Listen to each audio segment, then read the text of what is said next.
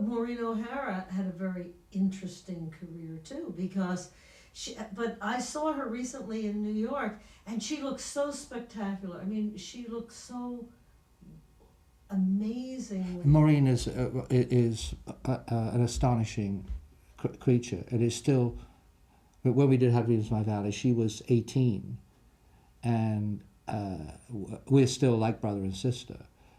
There's only 6 years difference between us.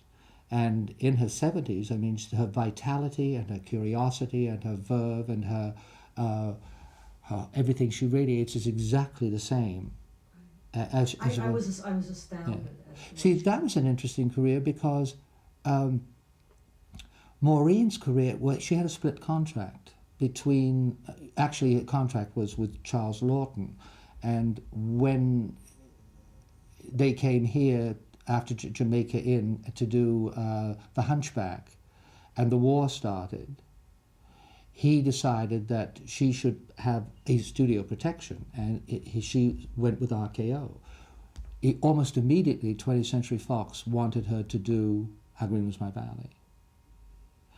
But they would not give the role unless the contract was, they had a right to her services also. So she had a split contract, which was very, very unusual. And so every time she finished a film, one or the other company would have to preempt her in order, you know. So the career, she never languished. She was always working and became very, very successful. That's an extraordinary career. We've talked to a number of people who started out as child stars about their mother or father. It's usually the mother who was the influence. Margaret O'Brien, in fact, I knew this because Janet said that when she was working on Little Women, that at the end of the take, the three actresses, other than Margaret O'Brien, would look at the director, and Margaret would look at her mother, because her mother made these decisions and was in Mr. Mayer's office. In fact, she told us a very wonderful story about the mother renegotiating the contract with Mr. Mayer, because her mother always said, you know, we don't know what's going to be in the future. You may not really be successful as an older actress.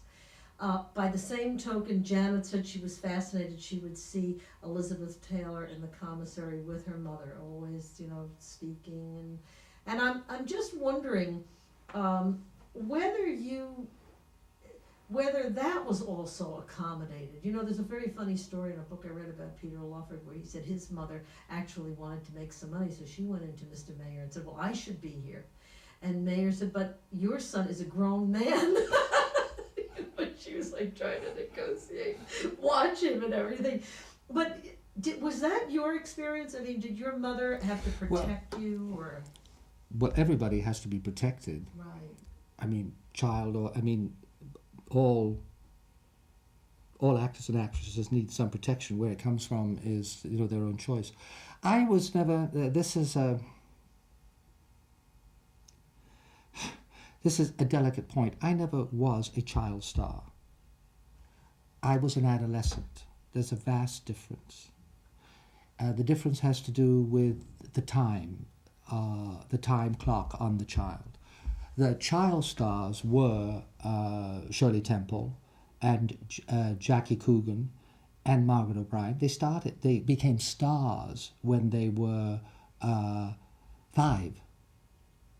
I didn't, quote, become a star until I was 12. I looked 8, but I was 12. And neither did Mickey.